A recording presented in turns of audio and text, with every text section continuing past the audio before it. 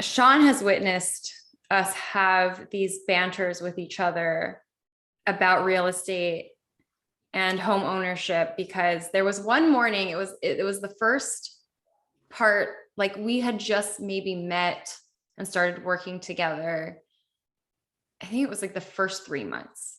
It must have been that. And I remember it was a weekend and we were just sending each other podcast episodes and links about real estate investing.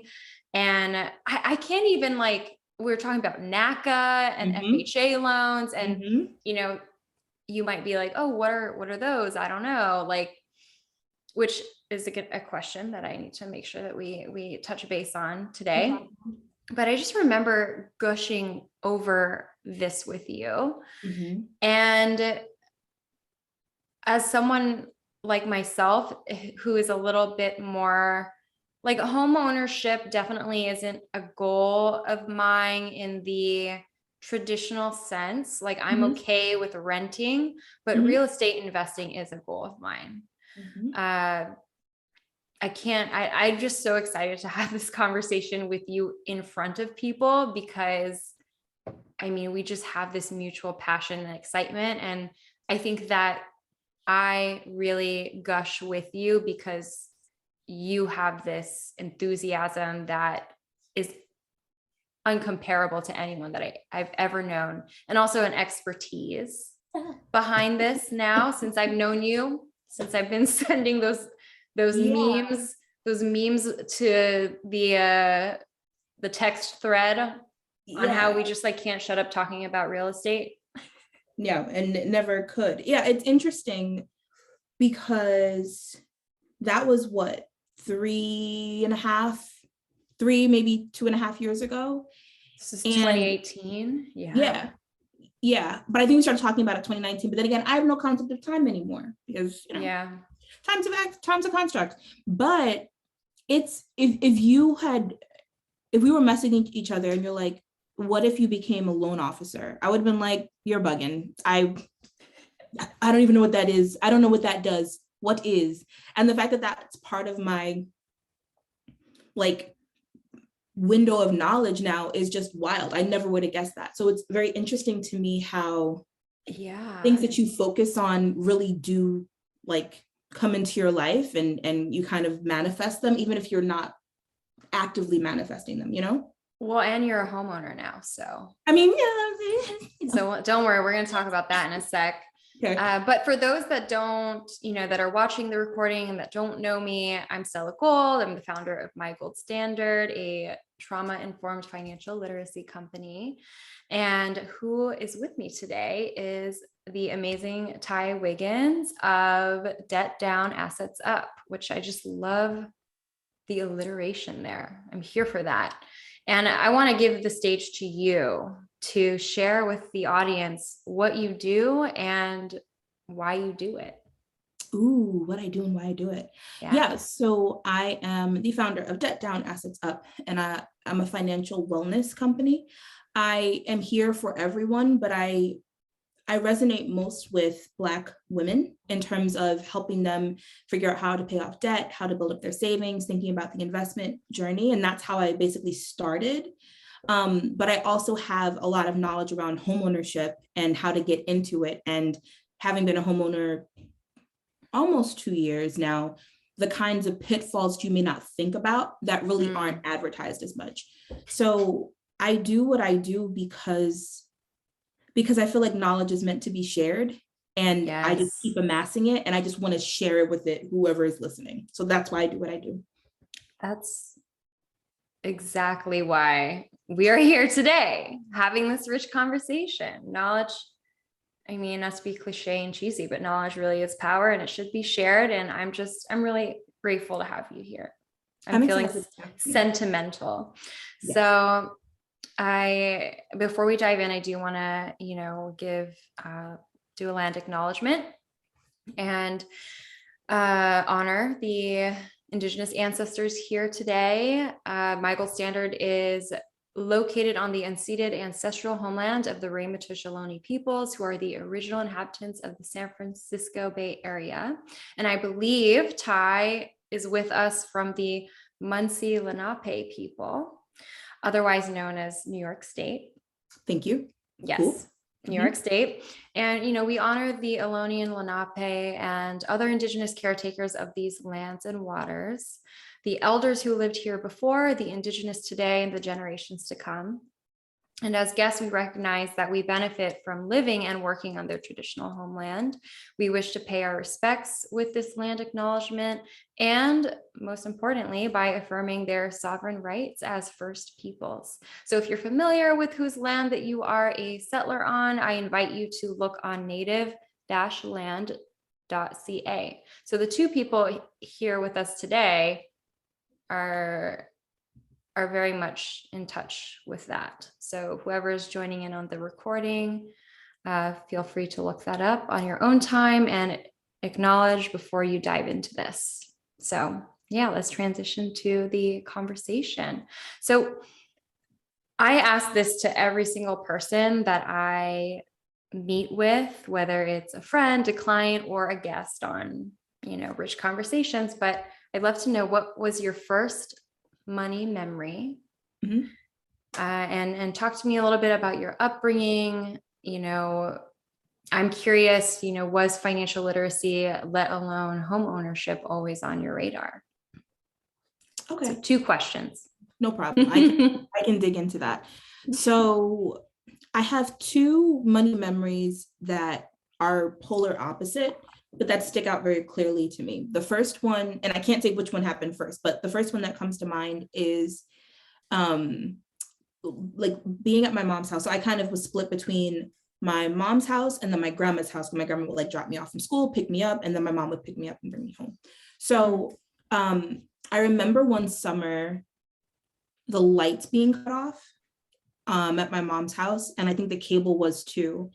And she got it back on probably shortly thereafter, but she said she just felt so embarrassed and she felt so bad. And I just felt like, I'm like, Mommy, it's okay. I'm just happy to hang out with you, kind of thing, right? But I just felt like that fear and that scarcity mindset around, robbing Peter to pay Paul was one side of it. But then on the opposite side, like at my grandma's house, I remember waking up and she was balancing her checkbook and she was paying one of the credit card bills. And she's like, I have an $18,000 credit limit on this card. And this is going to be dating myself, right? But I'm like, oh my gosh, you could buy a car with your credit card. I'm like, that's so much money. And she laughed at me like, ha ha ha, silly Tai, and then sent me on my way.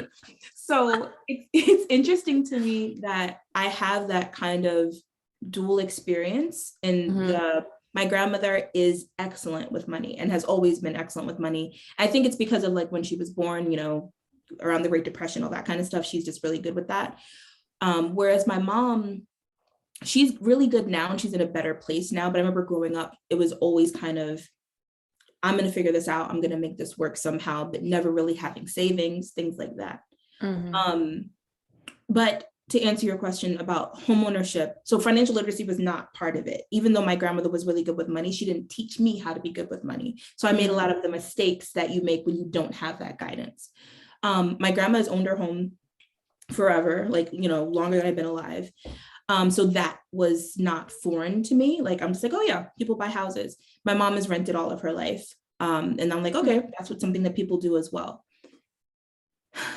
It wasn't until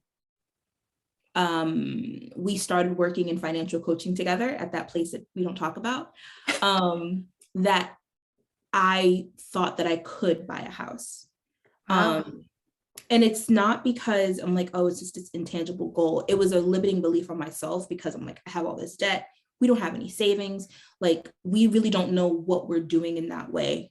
And it was just very scary and sad. And we were in like a really rough area. Well, it became rough, part of the Bronx, all these things. So I believe I saw it, but I didn't believe it could happen for me. I feel that. I feel like it's always that journey where you're constantly thinking like, yeah, but only other people can have that. Like, of course they could have that, or they got there, or whatever it is that you're assuming, thinking that their entire journey. But once you realize it can happen for you, magic happens. So Mhm.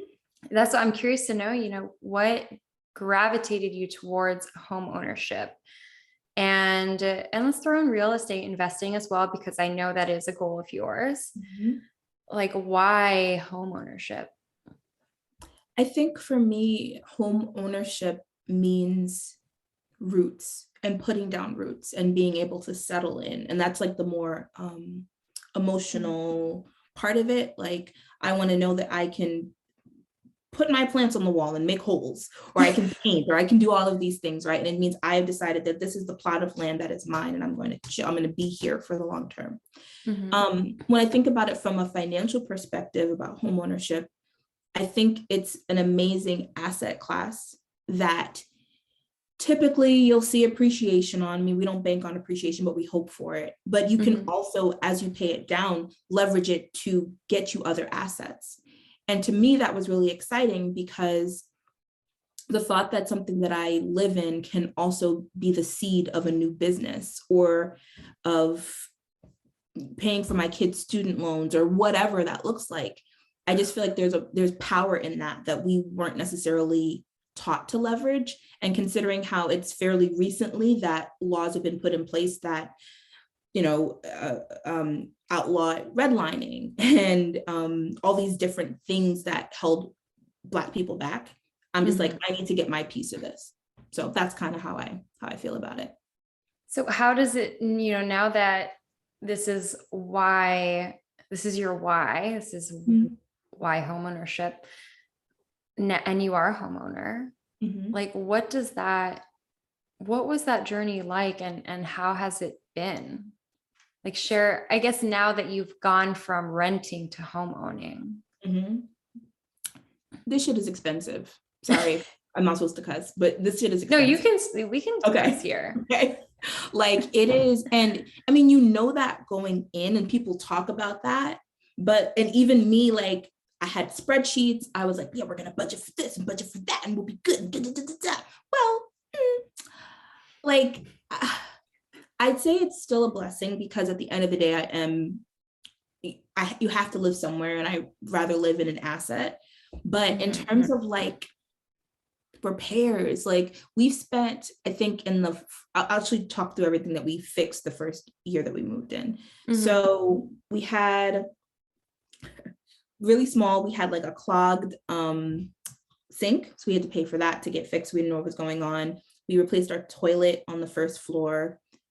We had to install a water softener because the water appears trash. I'm not in New York City, so it's like, where's my fluoride? Sorry, I'm absurd. We replaced the fridge. Right at the end of the year, the washer dryer. It turns out the house was wired with, like, I don't know. Oh my gosh, I remember that. Yeah, with like with glue and luck. So that was like, you know what I'm saying? So it's so many things. And those are all necessary things. Like, we haven't even gotten into the fun stuff. Like, we want to, well, not fun, but we want to get a new fence. We want to replace our deck. We want to replace our stairs. Like, there's so many fun things that we want to do that the house is like, I actually have needs. So these wants are going to have to wait. But I will say, and I'm not going to say that it's all bad. I think the nicest thing is opening up my door and seeing my dogs run in the backyard, because we have a backyard. Yeah. It's walking around the neighborhood and there not being as many people up here, but everyone's friendly because, everyone lives in the area and owns and stuff like that. Having a parking spot every single time we pull up, which was a huge pain point for us. So it's like things like that kind of make it worth it. It's also, so I talked about my journey with homeownership, or my experience, I guess, but Jordan is the first person in his family to own a home. So for him, getting the house, I think getting the house was much more, it was even more symbolic and even more groundbreaking for him, considering his bloodline. So that's also like, he just takes so much pride in this place. And I love to see him like suburban dad doing stuff. It's a good look on him. It's a good look on him. It's that is. I'm like, maybe we should put some babies in here. Some babies in this house. Well, I said I'd move in. It's like, you can put me in the closet. It's fine. It's fine. So that was like going to be one of my other, so there's a few things I want to respond to that. Because one, the number one reason why I don't want to be a homeowner is because of the maintenance. I just don't, I'm lazy. I don't want to worry about that. I love having to call a landlord or a super to handle all of that. And the property taxes as well. Like, that's something that I'm just like, I don't want to deal with that, which is why I think I'll be, Sean's here. So that's the one thing that we have some minor disagreements on. He wants to, if he wants to own a home, he can own a home. Right. But yeah, I don't know. So those are the things that kind of keep me avoidant of just even considering being a homeowner. So that's one thing I wanted to respond to, because I know that there are people and there's a culture behind home ownership and renting. And in a way, it's like, oh, renting, it just has a bad reputation. It's like you're less than, if like you're not a homeowner, you're just not living the American dream, or something of the like. It has this weird connotation to it. I'm wondering, and I see why home ownership can be so revolutionary, especially if you're the first in your family to own a home, especially as a Black man or a Black woman, where home ownership wasn't even possible, or an Indigenous person, for example, where like, that it wasn't possible, or even women. Wasn't even possible. So I understand why home ownership is like this golden ticket, of course. But I'm curious to know, what are your thoughts on renting and that bad rap it has? I think the bad rap is bullshit, because people say that, oh, renting is throwing your money away. I don't think it is, because especially depending on where you live, right? If you live in an area where like New York City, right? Rent is crazy, but so are houses. Like, the only reason we're not in New York City is because it was too expensive. There's no way we could afford a house in Brooklyn. And Brooklyn is Brooklyning the way it didn't used to when I was young, right? So I think that I almost feel like the American dream can be a nightmare, but nobody wants to talk about that. And homeownership is just this, it's the next step. It's what you're supposed to do. You're supposed to do whatever brings you joy and brings you happiness. And if renting and investing the difference makes you happy, then do that, because you can still build wealth that way. In reality, homeownership is the least liquid asset you can buy to build wealth. Normally the appreciation on it is not as rapid as you see for the stock market. You know what I'm saying? Like, I think it was like 3 to 4% on average every year. It's just crazy now because the pandemic has set something off that is unforeseen. But like, wow. Yeah. I didn't know that, because I just know that right now it's wild out there. Right now it's and crazy. I'm reconsidering, because I'm like, oh, like a client of mine bought a house last summer for $325,000. This is in North Carolina. I looked at the estimate, over $600,000 now, the value. And I'm like, are they in Charlotte? They are in Raleigh. Okay, Raleigh, Durham. Yeah. I was like, you could redistribute so much wealth. You could pay off like so much debt. You can invest this money in the market if you wanted to, or you can sell it for a profit and move to Washington, D.C., where you really want to be. Granted, but how much are houses in Washington, D.C.? I was like, you get a condo, but right. they have a freaking like two bedroom. What do you call it when there's two? Wow. A duplex. No. They have a 2-story house. Oh, yeah. it's like a 2-story house. There's like 5 bedrooms, 3 bathrooms. They have acreage. Yeah. Yeah. You don't get that You in don't get that. Washington, D.C. You're not going to get that in DC. That's the thing. So I don't, even though I was a loan officer and I would talk to clients and they would be like, yeah, because I just feel like I need to stop renting. I just need to stop. I'm throwing my money away. And I wanted to say, that's actually not true. You're not. But that's not my job to tell them that, right? That's a decision they have to kind of come to on their own. But now that I'm not in that world anymore, I can say it's not throwing your money away. It's because you have, like you said, you have your mortgage payment, then you have taxes and insurance, which taxes always go up, they never go down. Then you have maintenance costs. Then you have any kind of like repair costs if something happens, and things are always happening. Ooh, and PMI if you didn't put correct, like 20% down. Yeah, so there's a lot of things Wow. that are included, and your rent payment can go up. And like I said, these are not normal times we're speaking about right now, where you're seeing like 20-25% rent increases in some places, which is freaking wild. Wait. There's that much in rent increases? Because I thought there's certain not everywhere. laws. Okay, it's definitely per area, because there's certain limitations that they give landlords. Like you cannot, it's like correct. Okay. But not everywhere is not everywhere is tenant friendly. Like New York could never. New York could never. But if you're in a state where, and that's typically where people will real estate invest, if they're going to do like rental properties, is in places that are landlord friendly and not tenant friendly. And they can just increase it. And what are you going to do?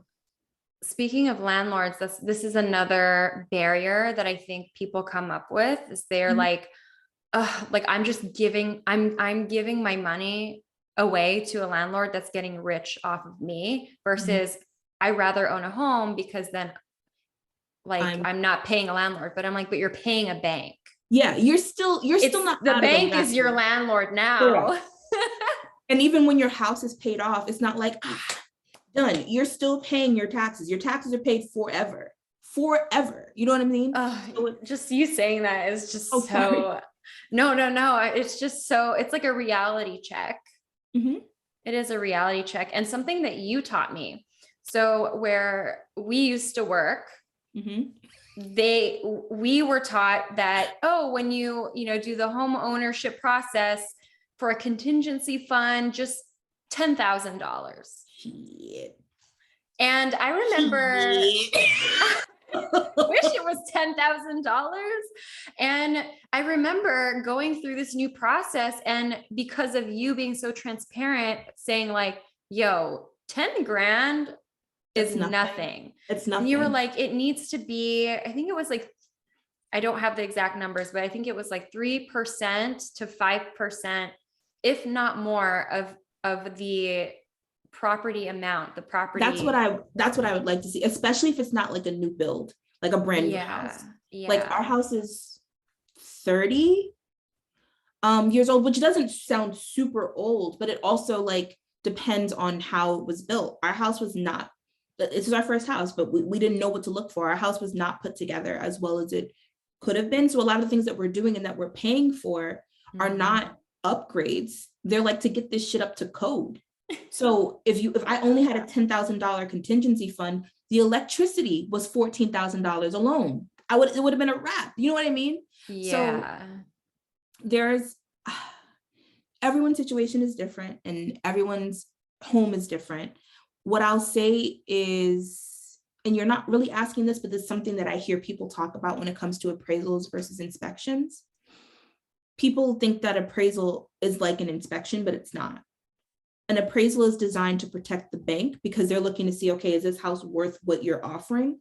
And it's simply for them. They really don't care if you get an inspection or not. An inspection is for you. You want to see, are there mice in the walls? Is there a tub? Does it work? Like all these different things, and you get a really detailed report. So when in this situation where you have a lot of people that are being outbid on homes, they're waiving the inspection, meaning like you're basically buying the house as is. So if the house has tap dancing rats in the wall, those are your tap dancing rats now because you waived the inspection. Yeah, that's like, sorry, I'm just like reacting, like I'm having so much go through my brain right now, but so many people are waiving that inspection. And I'm like my heart is, I have clients being like, we bought, like, hey, good morning, we bought a house. I'm like, what? This was not on the roadmap. We didn't say we were going to do this. Yeah. What happened? Oh, we Yeah. just waived the inspection. And then, then they deal with the repercussions. Thank goodness that the repercussions isn't out of the normality of just fixing the house, like minor things. Yeah. Minor repairs here and there. They got lucky, but I remember feeling like so scared, and the reason why they said they did that is because the market was so hot. Mm-hmm. They were like, it was just that we never knew when we'd have the opportunity again. And now it's kind of, not funny, but it's kind of illuminating that they already want to get rid of the house. So leading into that, what are some questions people should consider when deciding if home ownership is right for them, or if they're ready for home ownership in your opinion, and then also in your expertise, because like this is exactly what you do. You help people get to the point where they are ready for home ownership, right? So I think questions that I would ask someone, or I want them to ask themselves, is, do I know that I want to stay in the area that I'm moving at least 7 to 10 years for it to make sense? I can say that if I could do it over, we would not be in this area. There's nothing wrong with it, but it's just like, I found a more culturally diverse area, and I'm like, damn, we should have moved there. But we don't have kids yet, so we can move there when the time comes. Yeah. So I would ask that, if you're comfortable being there. I would think about, if you are not remote and you have to go into the office, do you need a second car? Do you need a car if you don't have one already? I would want to know that your credit score is in good shape. You don't have to have a perfect credit score by any means, but we want to make sure there's no derogatories or anything like that, just so you don't have to worry about having either explain that stuff or getting a really shitty rate or not getting approved at all. Do you have enough savings beyond the down payment, beyond the closing costs? Do you have money to move? Turn on them utilities? Furniture? There's so much shit that you don't think about, and nobody talks about. It gets me so angry, because like I said, even though I was like, oh, I'm thinking about all these numbers and running all these numbers and thinking about all these things, I was still caught unawares. So imagine people who just decide one day they want to buy a fucking house. Like, you're not ready. I had a client when I was at my company that she shouldn't have been approved. Her credit score was great. Her income was great, but she didn't have enough money to close. She had to wait for payday to get all of her closing costs. So what if some shit happened the day she moved in? How are you going to fix it? And I think the biggest scam about homeownership, or the American dream, is you want people to buy houses. No one's talking about keeping houses. You want to keep the house. You don't want to lose the house. So I think, sorry. No, that is so real. And it's, this is a very scary movie, but it's based on like, when me and Sean watched this movie, I was bedridden with anxiety. I could not deal, but it's called 99 Homes. It's with Andrew Garfield and I believe Michael Shannon, who is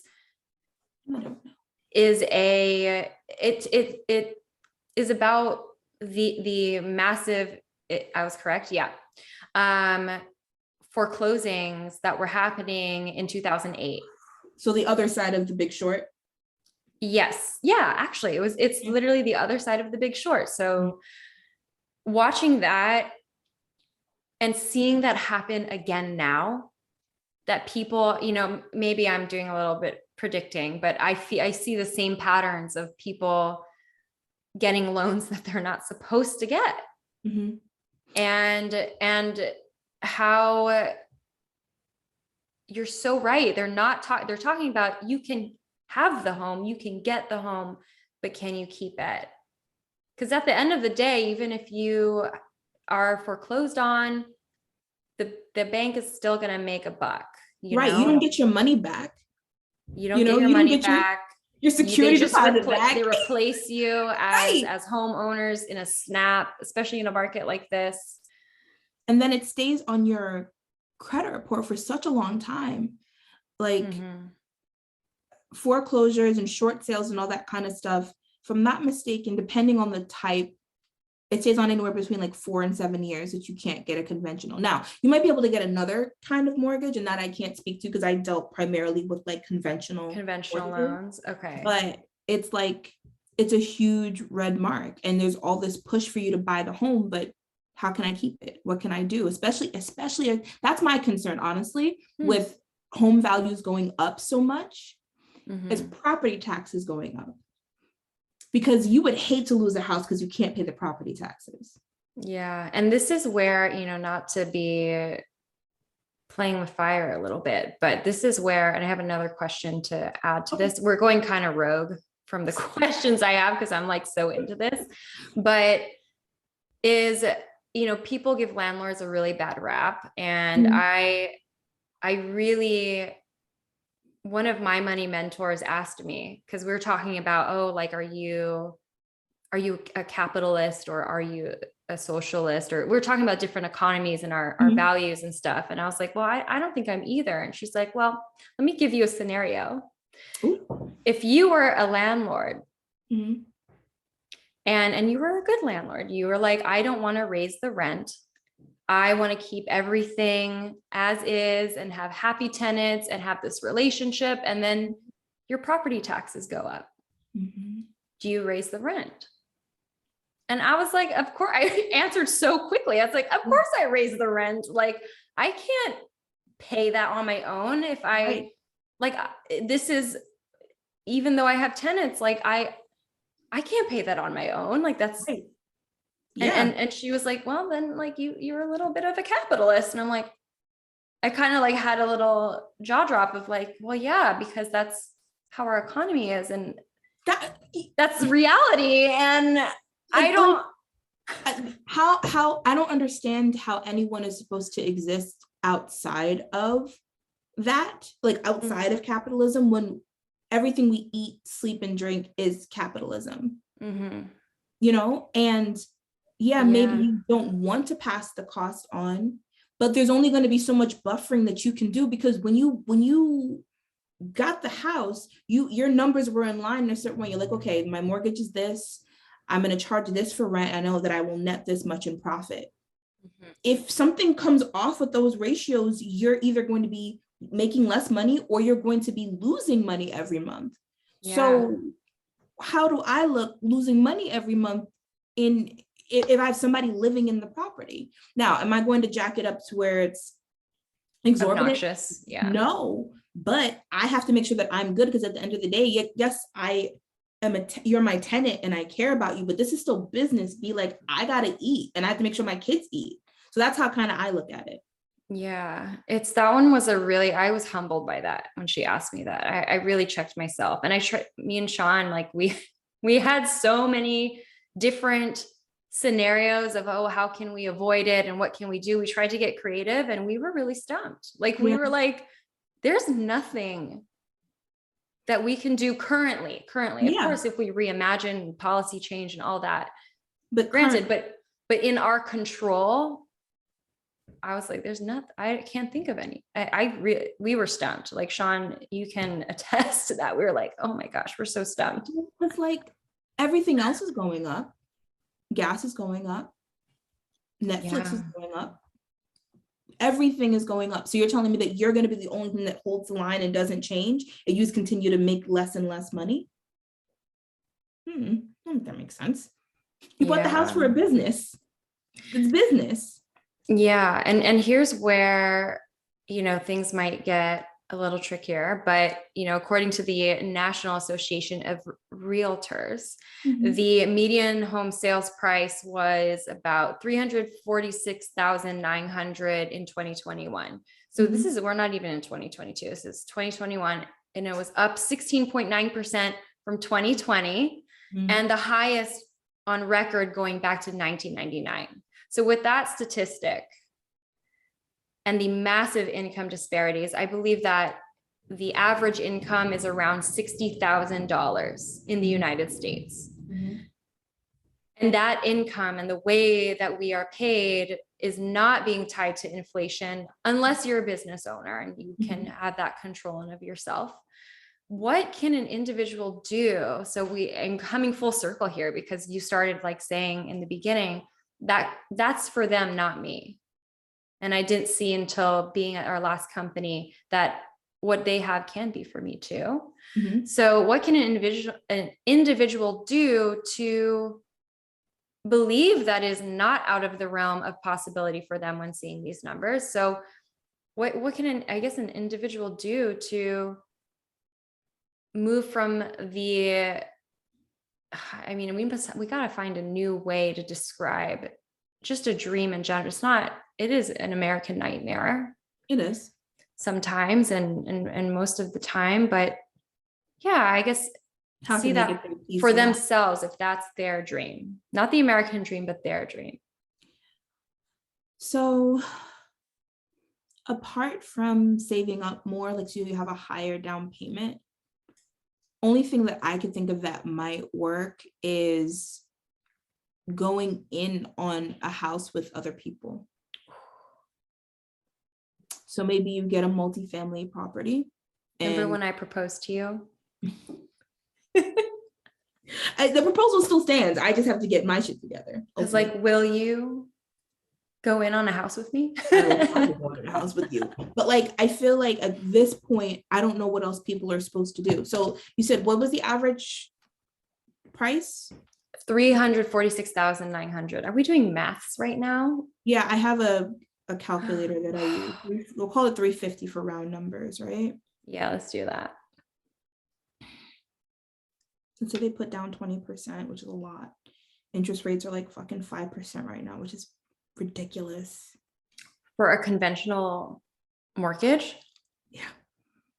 I'm learning new shit right now. Yeah, because the Fed raised interest rates.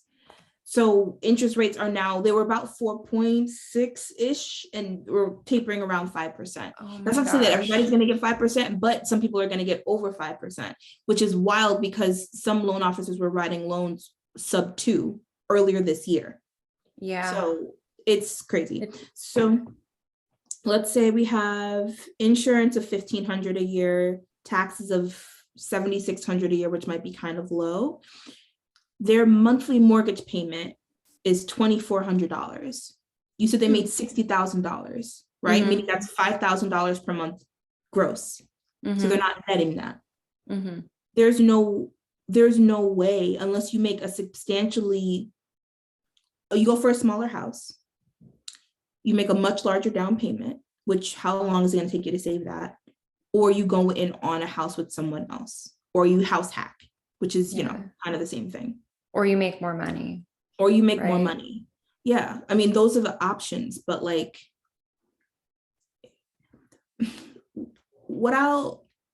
it's bleak. Yeah. Right. It's bleak. I would hope that home prices are going to start to taper off and like level out. But it's really more of I saw an article, I should have saved it, but it was an article talking about there not being sufficient inventory. So it's not even like it's just a seller's market. It's that there's way too many people wanting to buy houses and not enough inventory there. So that is what's driving up the prices, right? So not enough homes or properties being sold.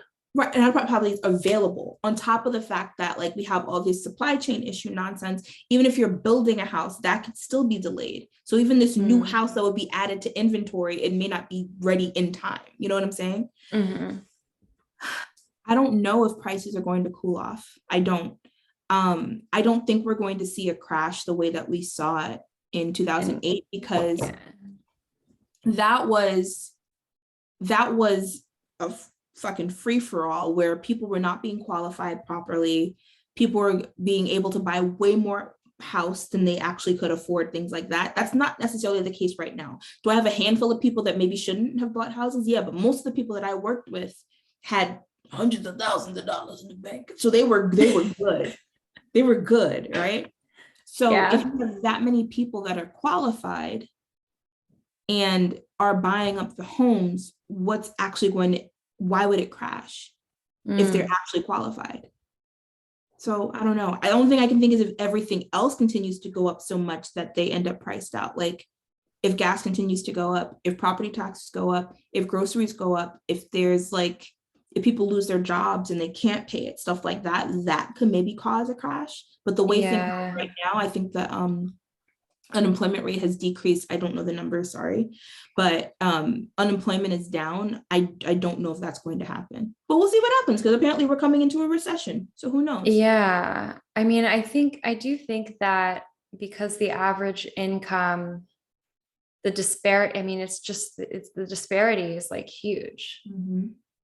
Like the fact that on average, the average like American makes $60,000 a year and the average home is $346,900. So when you round it up, what's the debt to income ratio? How much does a person need to make to be able to own the average home?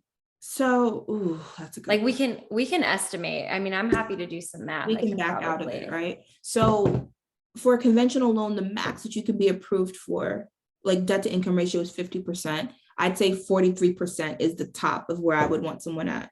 And what was the mortgage that you saw? It was 2,400? 2,400, we'll call it. Okay. And that's everything, taxes, insurance, all of it. Okay, let's see.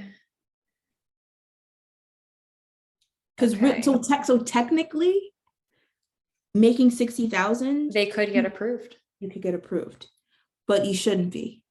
Yeah, because you're approved off of your gross. You're not approved off of your net, which is or your budget. Or your budget. No, fuck a budget. No, fuck a budget. No, you're approved off of your gross, which I'm like, that's wild, because no one sees their gross income at all. So why would you approve people based off of this? Because you're trying to set people up. That's the reason. It's a setup. It's a setup. This whole ass thing is a setup. Oh my gosh. So I have no other bills except my mortgage? None? Cool. I don't need. So I was like, what about the budget? It's like, they don't give a fuck about the budget. Your budget? They're like, what's a budget?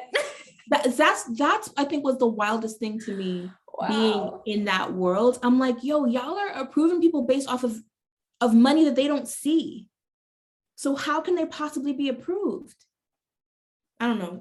I mean, granted, other debts are factored in. So let me say that, like, if you have a loan, that's factored in, which would obviously decrease it. But like groceries, no. Groceries. Gas. Like your other basic needs. Like, there's no need. Just get a house. It satisfies all your wants and needs. Oh my gosh. I'm having so much fun with you, even though it's so grim. I know it's bad news bears. Let's add some light though, just a little balance, not to bypass, but just to add another, home ownership is a spear, right? We're just turning the spear to see the different angles. You said that in your mission, why you do what you do, you really believe that home ownership is one of the strongest tools in generational wealth building. And can you speak to that? Now that we've talked a lot about the grimness of I mean, it's not just home ownership, but the whole industry do you still stand by that? Do you still believe that it is one of the strongest tools in generational wealth building? I think it is, only because your ability to leverage against it is a leverage against it at a very low interest rate. Because you can do like a home equity line of credit if you have equity in your home and use that for whatever. You can do a cash out refinance, which is my fave. right? Which, so all these interest rates are going to be significantly lower than like if you were to get a personal loan or things like that. So I think being able to use your own asset to do that is important. But when I think about it, not just from the financial piece, I think about if you move to an area that has really, let's say, good schools or a really strong school district, you're going to be accessing resources that you may not have had before, which can help you accelerate. And then even accessing people, you know, you're going to have like high achievers that your kids are interacting with, and maybe that you can learn about a program from them or learn about, I don't know, a club or something like that. So I think about it, it's not just the financial piece, it also expands your network in a way. So that is why I think it's like, it's kind of multi-layered there. Yeah. And I like how you view the investment as holistic, right? And the return on that investment not always being tied to, oh, equity in the terms of dollars and cash, which is great. Don't get me wrong. But it is something to say. It is, you're investing in a lifestyle. You're investing in education. Where you buy a home, your taxes are going to be hopefully redistributed to the community with taxes. They are not always, and that is an issue of mismanagement of the city or the state. But there are some places that I've seen where they are, like where I grew up. And so I grew up in Sunnyvale, Silicon Valley, South Bay, and San Jose area, I guess, like to make it more bigger for people that don't recognize Sunnyvale. But when growing up like that, there were places that it was like, you do not go there. It is severely, this is where I see that gentrification can be so terrible, but sometimes within balance. And I don't know if gentrification is the right term, but within balance, like seeing some of the people that are there in those communities and that were not pushed out and it didn't like take over. They're like, no, I'm so glad that people are appreciating and wanting to be here, and seeing those shifts, like the arts are back. There's extracurricular activities that are free for us to go to. There's community events, and there's so much more of that here. Whereas before they felt like they were just ignored and left behind. There's just certain areas, there's certain pockets, like where I grew up, and I've seen that and have heard that. However, there's gentrification is real, and there's a huge, huge population that have experienced houselessness because of it as well. So it's really, I don't know. I'm still trying to figure out how I feel about that. But holistically, when I do think about, owning a home, I do agree with you that there's so much more that you can do, so much freedom.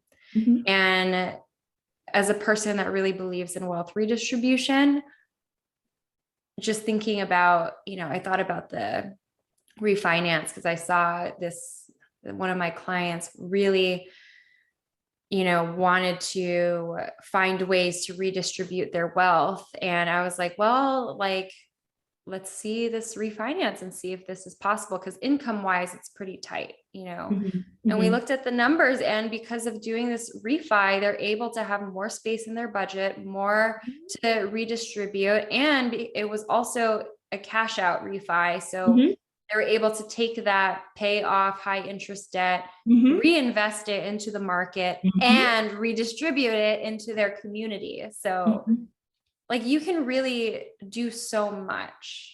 You can, especially in their situation, because there's so much equity in that house. Like, so I heard someone describe it this way, and I was like, oh, that's interesting. So people are like, oh, I have so much equity, so much equity, so much equity, which is great.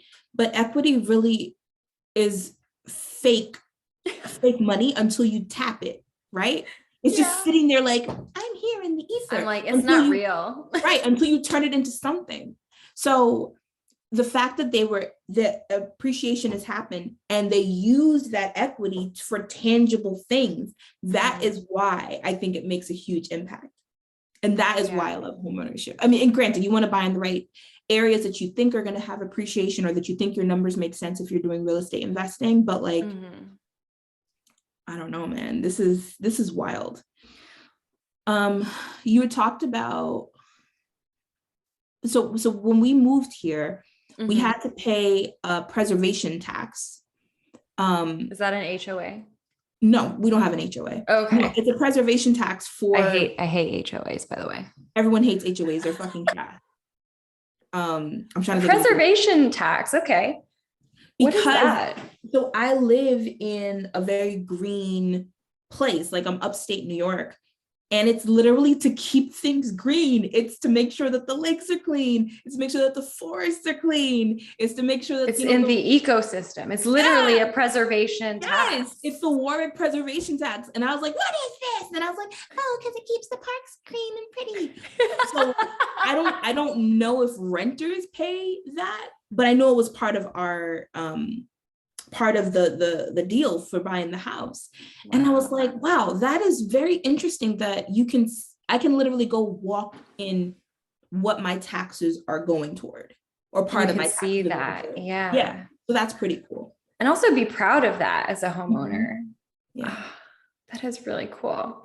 Well, we have a couple minutes left. I mean, if any of y'all, Kit and Sean, if you have questions, throw it in the chat. Please. My other question to you as we wrap up, before we see if they have any questions. I'm surprised Sean hasn't. Sean's been chatting with us. Don't do Sean like that. Oh, he has a million questions when I talk about this. Okay. But I'm curious to know, if someone doesn't want to buy a home, what are other ways to build generational wealth in your opinion? And then also, I kind of want to spend some time talking about real estate investing, but I feel like that's honestly I don't want to open up the can of worms between us as we're wrapping up in the end. And so maybe for another time. We could do another session and maybe get more targeted about what you want to talk about there. Yeah. But so we were talking earlier about like rent versus buying. Is renting wrong? It's not. How can I build wealth as a renter? So you can pay whatever you. Ooh. I think he has a question. Kit has a question. Kit does have a question. So they said, I'd love to know the twists on boat ownership for live aboard boats. I don't think you know anything about that. I'm so sorry. But the one question that was asked, I do not know the answer to. But Sean knows about that because his dad has done this. His dad does this right now. To talk in the chat because I literally have no idea. Yeah. But I would say investing aggressively is a way for you to build wealth without having to worry about having an illiquid asset to live in order to build it.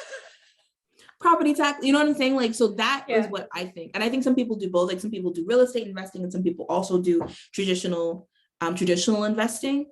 But usually people fall into one bucket or another and go like full bore into that. So that's what I would do. I would be like, okay, if I know that the average mortgage in my area it's like $3,000, but my rent is only $2,000, am I able to invest $1,000 a month? Can I make up that difference and actually just consistently make that go? That's what I would try to do. Interesting. Okay. I gotta up my investments because right now it's on pause because we're doing lots of weddings. So yeah. Okay. What did Kit say? Well, Kit, there's, talk to Sean. There is one thing I know. If you own a boat, this is actually a really good question because I've never heard anyone ask this. I don't even know like what property taxes like you technically have to pay.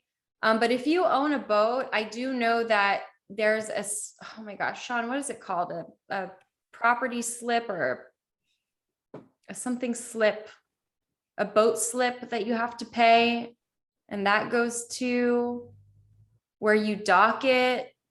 Oh my goodness. There's also, this is very common in California. A lot of people there are slip fees similar to renting. Okay. So it is like, my gosh, Kit, you're starting something in me. I'm going to go down this rabbit hole now of like, It's over. because yesterday, Sean and I, we drove past, no, not yesterday. We drove to Mill Valley, which is towards wine country.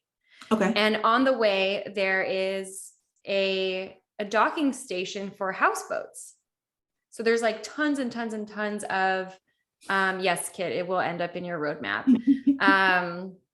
There are tons and tons of houseboats there.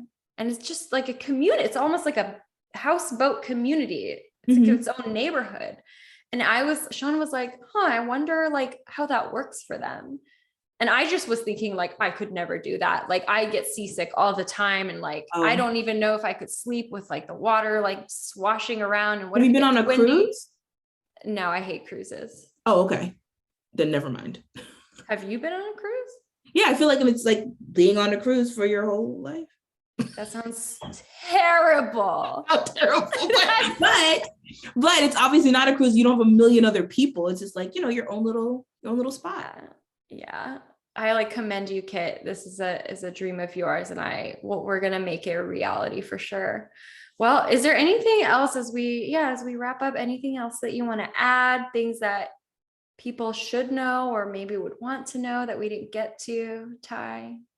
There's probably a million things that people should know, but I would say one thing is if you are actively looking for a home and you're talking with lenders, make sure you get an official loan estimate before you make a decision. An official loan estimate, it's a legally binding document that's overseen by the Consumer Financial Protection Bureau to make sure that all costs are disclosed to you before you agree to the loan.